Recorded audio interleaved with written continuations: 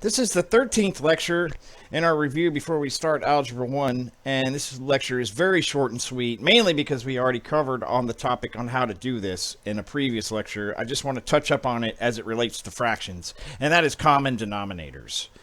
And what I mean by common denominators, let's say we have two fractions, 1/2 and 2/3, and I want to compare these two fractions by using a common denominator. By making sure that, because I can build these up so that they have the same denominator. But the idea is, what denominator do I use? I could use any number out there, which would be the easiest to use. Well, the easiest common denominator to find is found by multiplying the denominators. Now, that is not always the most efficient denominator, but you can always multiply denominators to find a common denominator. And if we multiply those two numbers, we get 6. And now we can build these two fractions up so that we can compare them, and later in the next lecture add and subtract them. So what do we build up here? 2 times what is 3, or 2 times what is 6? That would be 3. 2 times 3 is 6, so 1 times 3 is 3. So 3, 6, and 1/2 are equivalent. 3 times what is 6? 2.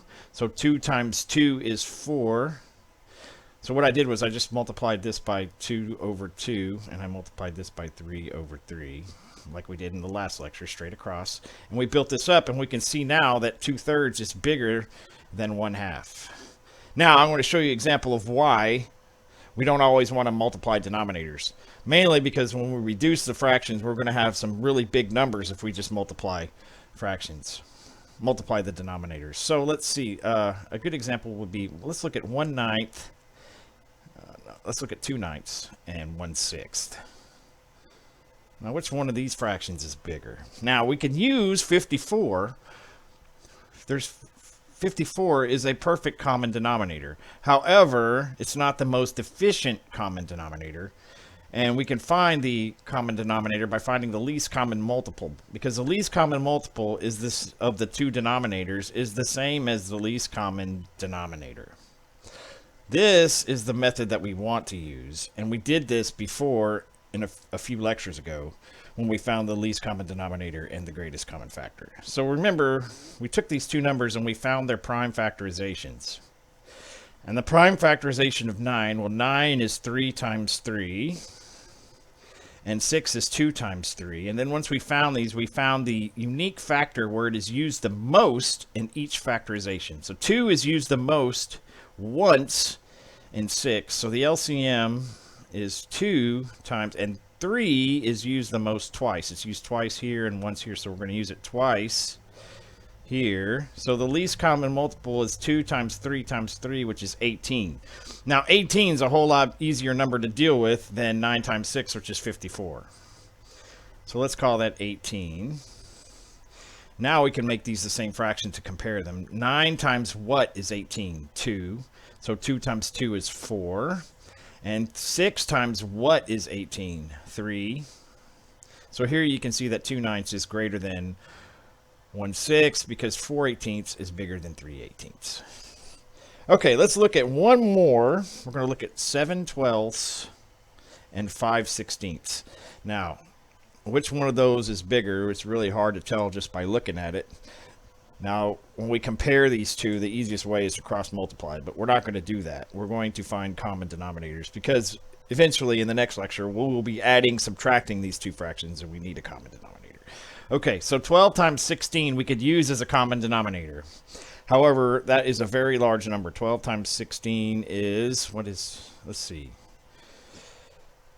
That's 32 and 16, 192. Huge number. I think we can find a better number than that. Let's use prime factorizations. Oh, 16, not 18. Okay, 12 is 3 times 4, which is 2 times 2 times 3.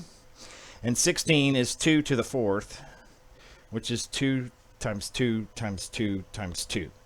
So let's start. 2 is used 4 times in 16, and it's only used once in 12. So this is the LCM, which is 2 times 2 times 2 times 2, which is 16, times 3, which is 48. 16 times 3 is 48. So 48 is a whole lot better, even though you already know how many times. If this was 192 and you multiplied these together, you could say 192 divided by 12 is 16, but then you'd have to multiply 7 times 16. It's a whole lot easier to multiply by 3 and 4, which is what we're about to do, which is why we want to find these least common denominators, because they're easier to do calculations with. Okay, so 12 times what is 48? 4. So 7 times 4 is 28. And then 16 times what is 48? That would be 3. And 5 times 3 is 15. So we can see here that 7/12 is a lot bigger than 5/16. And that concludes the lecture on least common denominators. It's really short and sweet. And to close everything off, the review, we're going to add and subtract fractions in the next lecture, which is really just one further step than this. And I hope you will join me before we start the meat of Algebra I. Thank you for watching.